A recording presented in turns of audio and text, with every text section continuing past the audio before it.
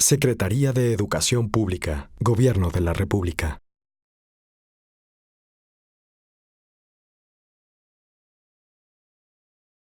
Decidimos en enero de este año, aprovechando una visita del secretario general de la OCDE, pedirle que nos ayudara la OCDE a preparar 3 documentos. El primero de ellos era una evaluación holística, integral, de lo que ha sido la reforma educativa. El segundo, un documento muy específico que explore un poco las condiciones en las que se encuentra la educación superior y los mercados laborales. Y el tercero, también un repaso general del modelo de educación superior en México, de tal manera que estos documentos sirvan en primerísimo lugar para tener una evaluación externa de los componentes de la reforma, pero sobre todo para que permitan, por un lado, en efecto, analizarla de una manera minuciosa, técnicamente muy sólida, muy robusta, y que sirvan como insumos centrales para el diseño, para la formulación y para la ejecución de la política pública para la próxima administración.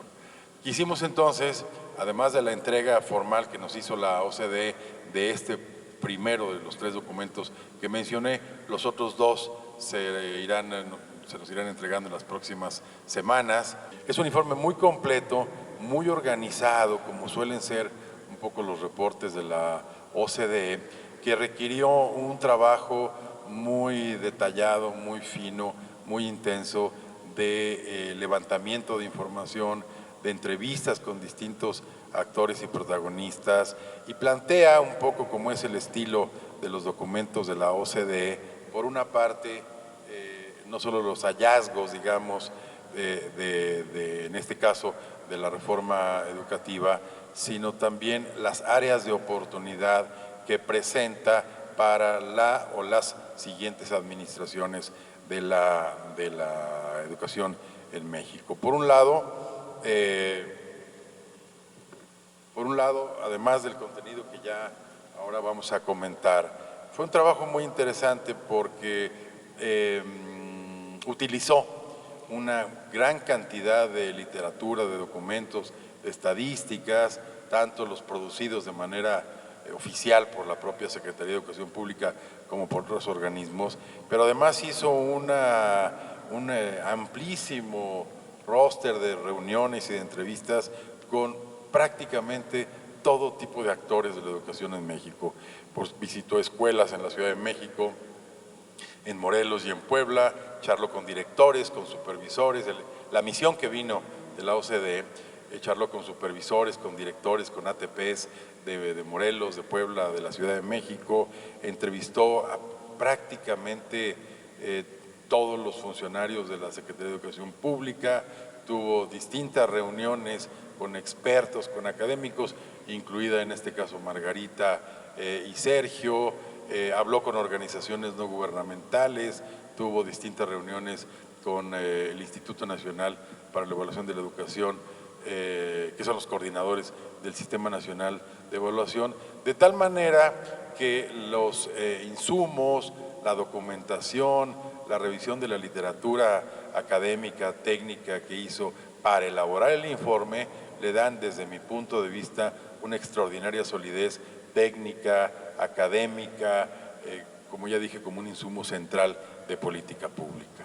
¿Y por qué es importante subrayarlo? Porque la manera más inteligente y más sensata de diseñar, elaborar y ejecutar política pública, pues hace a partir de insumos de esta naturaleza, es decir, de evidencia, de elementos sólidos, de datos duros, y no a partir de ocurrencias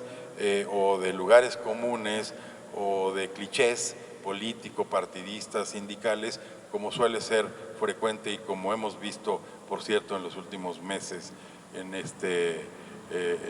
país. Entonces, uno de los elementos que desde mi punto de vista hacen relevante esta documentación, el libro blanco y todo lo que se va a dejar para consulta y consumo del país, me parece que marcan el camino, o debieran marcar el camino para elaborar y para ejecutar de manera seria, políticamente seria, técnicamente seria, académicamente seria, intelectualmente seria, política pública que realmente le sirva al país. En buena medida, a mí me parece que este es uno de los elementos y de las riquezas centrales de este tipo de documentos. Se van a producir otros más que ya están siendo elaborados por instituciones académicas, papers, en fin, todo este tipo de cosas usuales que me parece que van a complementar muy bien ese acervo para su consulta y para la discusión de esta reforma educativa que ha impulsado el gobierno del presidente Peña. El reporte parte de una afirmación que no tiene desperdicio y que me gustaría leer de manera literal. Dice así: México ha dado importantes pasos para aumentar la cobertura y mejorar la calidad de su sistema educativo y ha pasado de un sistema centrado en los insumos y los números a otro que pone más énfasis en la calidad de la educación, así como en el aprendizaje de los estudiantes. Para avanzar aún más en esta dirección, conviene que el sistema educativo mexicano siga invirtiendo esfuerzos en fortalecer la impartición de la educación básica en sus escuelas, con el objetivo de elevar y fortalecer el aprendizaje de los estudiantes. Este informe, el informe de la OCDE, presenta una revisión de la reforma educativa en el país a la luz de evidencia internacional relevante, de los desafíos pendientes y de los pasos que se podrían seguir para lograr la consolidación de un sistema que cumpla con el objetivo y compromiso últimos de mejorar la educación en México. Y a lo largo del texto destaca algunos hallazgos importantes, citaré brevemente algunos de ellos. El primero de los cuales, dice la OCDE, es el reconocimiento de que haber introducido el concepto de educación de calidad a nivel constitucional como un derecho constitucional para todos los mexicanos fue un punto de partida central. Es decir, lo que reconoce la OCDE es que todo el esfuerzo que el país había hecho a lo largo del siglo XX particularmente y la primera década y media del siglo XXI, ahora debían de ser enriquecidos o fortalecidos con el elemento de calidad para un país que, como quiera que sea, ya tiene una cobertura muy importante, que construyó lo que es el noveno sistema educativo más grande del mundo, pero el reto, el desafío de calidad ahora era y es central. Ese es el primer comentario que hace el reporte. El segundo es que no solamente se trata de calidad, sino que se trata de un concepto de educación de calidad que alcance para todos, es decir, que sea equitativo e incluyente como una prioridad del sistema educativo y como un principio transversal, como lo plasmó específicamente el artículo 8º de la Ley General de Educación, reformada precisamente en el contexto del inicio de este gobierno. En ese sentido, destaca el reporte cómo en México se ha reducido el impacto de los factores socioeconómicos en el desempeño de los estudiantes y de los aprendizajes del siglo XXI, por lo que México ocupó hasta ese año 2015 el sexto lugar entre los países de la OCDE en los que la equidad educativa ha mejorado de manera significativa. Destaca también que entre 2012 y 2017 el número de escuelas con estudiantes indígenas que reciben apoyo por medio de programas federales se incrementó ni más ni menos que en un 274%. Señala también que durante el ciclo 16-17 se benefició al 30% de los estudiantes en las escuelas públicas al proporcionar a 7.7 millones de estudiantes algún tipo de beca. En tercer lugar, pone de relieve la centralidad que ha tenido en la reforma la elaboración y la implementación de un nuevo modelo educativo para la educación integral que permita justamente responder a las necesidades del siglo XXI y adaptarlas a los contextos culturales y socioeconómicos de México. En particular señala o advierte o reconoce dos virtudes centrales de este nuevo modelo educativo que tienen que ver. El primero de ellos es el haberse centrado en los aprendizajes clave, en la definición y la alineación del perfil de egreso de la educación obligatoria que se espera al final de cada uno de los distintos niveles, en la incorporación como una innovación de las habilidades socioemocionales y por supuesto el componente de autonomía curricular. Y segundo, destaca también, no menor, que este nuevo modelo fue al final del día producto de un muy largo ejercicio de consulta que se hizo en dos momentos, el primero en 2014 y el segundo en 2016, en el que participaron aproximadamente poco más de 300,000 personas de muy distintos sectores, incluidos por supuesto el Poder Legislativo, a quienes también entrevistó la misión de la OCDE, concretamente a la entonces presidenta de la Comisión de Educación de la Cámara de Diputados, la diputada Hortensia Aragón, y en el caso del Senado al presidente de la Comisión de Educación del Senado, el entonces senador Juan Carlos Romero Hicks. Y en este ejercicio de consulta para elaborar el nuevo modelo también hubo, entre muchas otras sesiones de trabajo, varias con los legisladores, de tal manera que esto subraya, y es una evaluación, insisto, externa, que ese nuevo modelo educativo no surgió de la nada, surgió como producto de un ejercicio de consulta probablemente inédito en nuestro país. El cuarto aspecto que señala como un logro, como una virtud, como una cualidad de la reforma, es haber centrado la atención en mejorar los ambientes escolares para una enseñanza y un aprendizaje eficaces. En este sentido, subraya especialmente el modelo de escuelas de tiempo completo, que como ustedes bien saben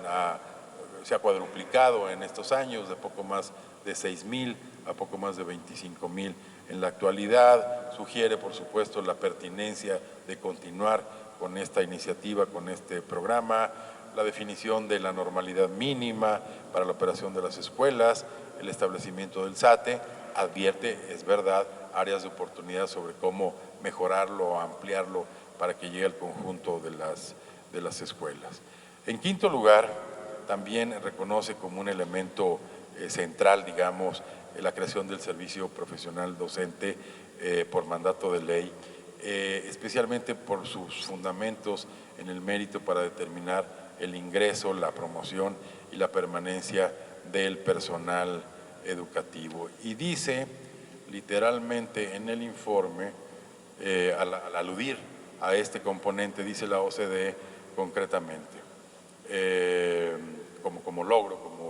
como una gran virtud, crear un servicio profesional docente basado en el mérito, en el que se incluya maestros, directores, supervisores y figuras de apoyo pedagógico, y que tiene perfiles y normas basados en las habilidades necesarias para apoyar la labor docente con una estructura profesional que comprende mecanismos claros de ingreso, permanencia y promoción para quienes se dedican a la enseñanza. El sexto elemento destacado por el informe es haber dotado al Instituto Nacional de Evaluación para la Evaluación de la Educación de autonomía constitucional, y además el haberle conferido un papel, un rol como coordinador del Sistema Nacional de Evaluación Educativa. En séptimo lugar, también subraya como virtud, como un logro, el haber dotado de un financiamiento significativamente mayor para la mejora de la infraestructura escolar en todo el país, centrado en la atención en las escuelas con necesidades más apremiantes, las cuales fueron identificadas a partir del censo precisamente que se hizo en el año 2013. En octavo lugar, también subraya, señala el esfuerzo conjunto que hizo la Secretaría y el Instituto Nacional para la Evaluación de la Educación para transitar a un esquema de evaluación formativa, como es el caso de las 3 modalidades de Planea, que como ya hemos comentado en otras ocasiones, empiezan a arrojar logros importantes en el aprendizaje de los niños, a juzgar por los resultados que tuvimos en la prueba del año 2017. Y recientemente, cito entre paréntesis, acaba de salir tan recientemente como el pasado fin de semana un reporte en Canadá que coincide o confirma un poco la tesis que hemos hablado en esta Secretaría, de que los logros de la reforma educativa están dando resultados mucho más rápidamente a nivel subnacional que a nivel del país, como suele ser, como suele ocurrir y como ha ocurrido en muy distintos países. Y el noveno hallazgo, comentario de la OCDE es el haber fortalecido el sistema con la estrategia de la escuela al centro para dar coherencia de acuerdo a las prioridades de la reforma educativa a nivel de plantel. Finalmente, y es la tercera y última cita que hago, el informe también evidencia, lo dice casi textualmente, que las políticas impulsadas por esta administración en el contexto de esta reforma educativa están alineadas a las buenas prácticas internacionales y a los cambios que otros países actualmente llevan a cabo o que aspiran a emprender. Por lo tanto, lo central del trabajo a futuro radica en asegurar que se consoliden las transformaciones deseadas en las prácticas pedagógicas y en el funcionamiento cotidiano de las escuelas para asegurar lo más importante, que es el aprendizaje de los alumnos y, por supuesto, como lo dice el artículo 3º constitucional, hacer realidad el derecho que tienen a una educación de calidad. Sugiero, recomiendo, y ese es un poco el sentido de este conversatorio, que se lea, que se estudie, que se discuta, que se analice, que se critique, porque es la única forma seria de hacer política en cualquier parte del mundo, con evidencia, con documentación, con datos duros, porque eso es justamente lo que las sociedades esperan y merecen de sus gobiernos. Secretaría de Educación Pública, Gobierno de la República.